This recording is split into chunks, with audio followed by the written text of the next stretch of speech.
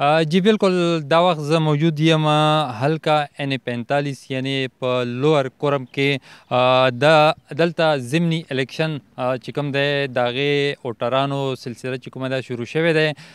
سحر 8 بجې نه دغه ووټونو چې کوم پول کېدن دي د هغوی سلسله روانه دی او ماښام 15 بجې پورې به دا روانه وي. کوم ځای کې چې زه موجود یم دا سخي احمد شاه ګورنمنټ های سکول دی. په دې کې تر اوسه پورې چې کوم موږ وکتلو ټرن آوټ چې کوم دی انتهایي کم دی، ځکه چې شروع دي سحر وختي 8 بجې نه دلته د ووټونو سلسله چې کومه ده هغه روانه شوې. تر اوسه پورې چې کوم موږ ته اطلاعات میلاو شي یا موږ کوم اطلاعات راواخیستل نو په هغې کې 15 ووټونه چې کوم دی هغه پول شوي دي. دې نه علاوه زه به ته یاده کړم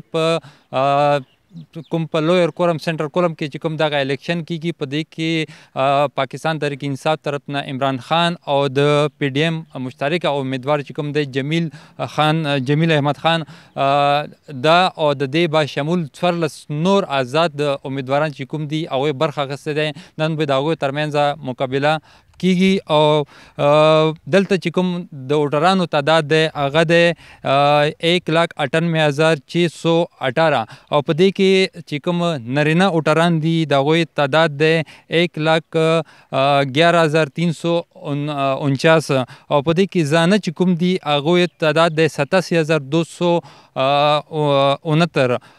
د دې دپاره په ټول کومه حلقه چې دی په دې کې 143 پولینګ سټیشن جوړ کړي شوي دي.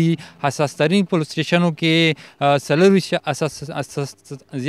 اساس ترین پولینګ سټیشن دي او زیاتې حساسې چې کومې دي هغه 119 یعنې 119 زیاتې حساسې دي. سیکیورټي انتظامات چې کوم دي دلته چې کوم موږ حاله چارواکو سره خبرې وشوې نو په هغې کې 21 سیکیورټي اهلکاران چې کوم دي هغه تعینات کړي شوي دي. څه محکمې او څه نورو ضلعو نه پولیس چې کوم دی هغه رابللی شوي دي.